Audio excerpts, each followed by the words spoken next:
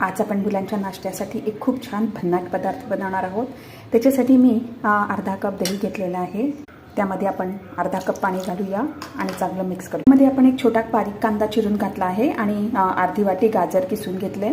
यामध्ये 2 हिरव्या मिरच्या मी बारीक चिरून घेतलेल्या आहेत। थोडीशी कोथिंबीर घालूया आणि मिक्स करूया। आता ह्याच्यामध्ये आपण 2 टेबलस्पून बारीक रवा घ्यायचा आहे। आता त्याच्यामध्ये 1 कप आपण शेवया घालायच्या। शेवया घातल्या आहेत। चवीप्रमाणे आपण मीठ घालूया आणि मिक्स करूया। थोडंसं पाणी घालूया आणि परत मिक्स करूया। इडली पात्र मी गरम करायला ठेवले। फोडणीसाठी तेल गरम करायला ठेवले। थोडीशी मोहरी घातली आहे। थोडेसे जिरे घालूया। थोडंसं आपण हिंग घालूया। कढीपत्ता घालूया आणि ही फोडणी आपण ह्याच्यावरती घालूया। मिक्स करूया। आपण इडली पात्रामध्ये आता ठेवलेलं आहे। 10 मिनिटं स्टीम देऊया। आता आपण सर्व करूया। आपण टोमॅटो सॉस बरोबर किंवा आपण चटणी बरोबर हे सर्व करू शकतो। इतकं मस्त टेस्टी झालेलं आहे।